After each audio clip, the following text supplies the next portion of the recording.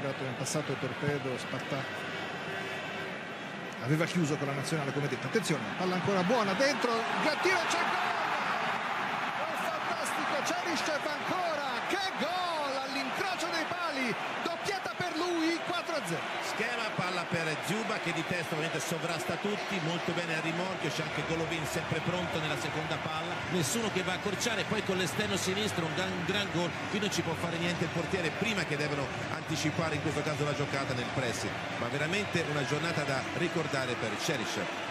Almayouf poteva fare di più? No, qui no. Čerčesov scatenato.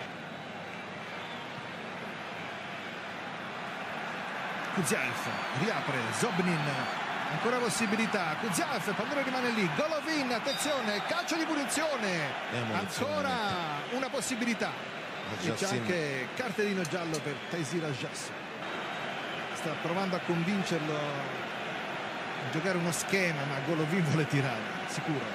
I 3 minuti se ne sono andati. Vediamo se prova il tiraggiro sul primo palo, sul secondo, Golovin. Occhiatina all'incrocio dei pali, tutto pronto, 2 uomini della Russia a disturbare, Golovin prova lui, rete proprio lui, Golovin, e sono 5-0 russi. Ha voluto calciare, l'ha messa veramente molto bene con la forza giusta, ha girato con il giro giusto. Qui il portiere, prima mi dicevi sul quarto gol, qui il portiere ovviamente arriva non in ritardo di più, però dà ancora un voto in più, quindi guarda, è calciata benissimo, guarda il portiere, vede partire la palla, vedi come stacca, non ha la forza. Calcio, però. No, benissimo. Perché è proprio fil di palo. Sì, grandissimo gol. Golovin.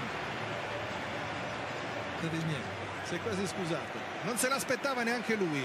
E la partita finisce qua, 5-0. Trionfo Russia, umiliata l'Arabia Saudita. Umiliata veramente, non è mai stata in partita, non ha mai mollato, ha continuato a giocare, a fare ovviamente riuscire a questi gol che possono essere utili. Čerčesov proprio portava sulla squadra di non mollare, credo che è pesante, però in prospettiva futura è un risultato che la Russia forse non si aspettava e può essere veramente indicativo per le prossime partite.